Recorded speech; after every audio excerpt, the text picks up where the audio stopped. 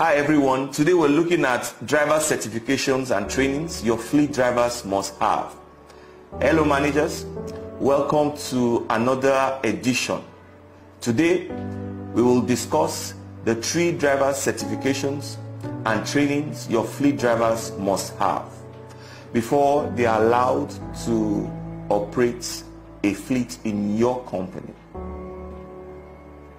If you are employing fleet drivers, it is your responsibility to make sure they are safe and legal to drive. All licenses needed to operate fleets must be checked and rechecked for the assurance of professionalism.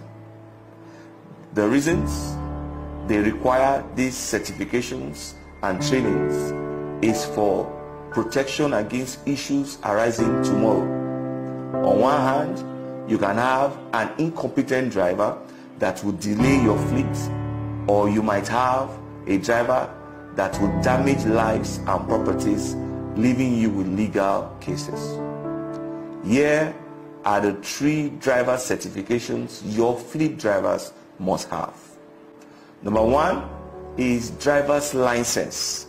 This might sound like a no-brainer. After all, we will drive without having one. This assumption is false. According to the Federal Road Safety Corps, the majority of fleet drivers are not qualified to operate tankers, trailers, as they are not properly licensed and also lack the basic requirements to operate such vehicles. Hence, high incidence of road traffic crashes on the highways. Simply put, the majority of fleet drivers don't have the license to drive fleets. Since FRSC is the body in charge of making sure only competent drivers get to drive, it means that you should make a driver's license a prerequisite to driving your fleet. This license will be most required if an issue occurs. It won't sound so good in your defense that you employed an unlicensed driver in your team. No matter how talented he is, tell him to get his license. Number 2 is risk management. While it is impossible to eliminate all risks while driving, a proper risk management will help minimize the threats through position and speed adjustments. This also decreases the impulsiveness of drivers as they are taught to consider their options instead of executing the first thoughts that enters their head. With the proper training, a fleet driver can act by thinking about the consequences of their actions.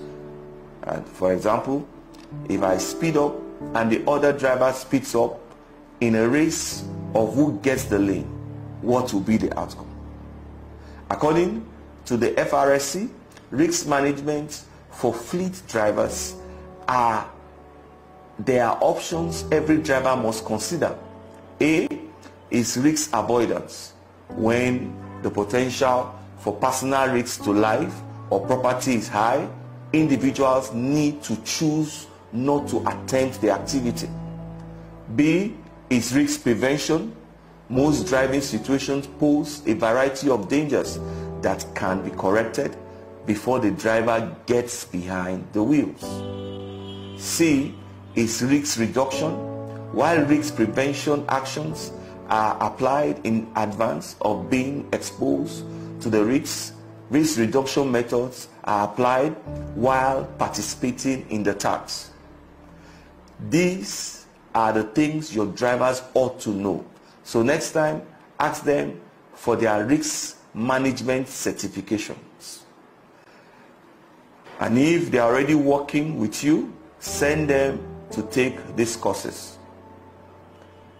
And finally, emergency preparedness. In the case of an emergency, are your drivers equipped and trained enough to take care of it before professionals or help arrives on the scene? From the ability to change tires, giving restitution, they should also have a survival kit and know how to use it.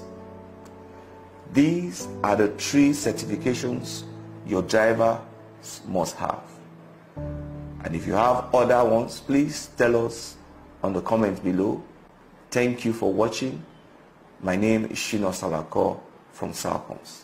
See you in the next week video. Thank you.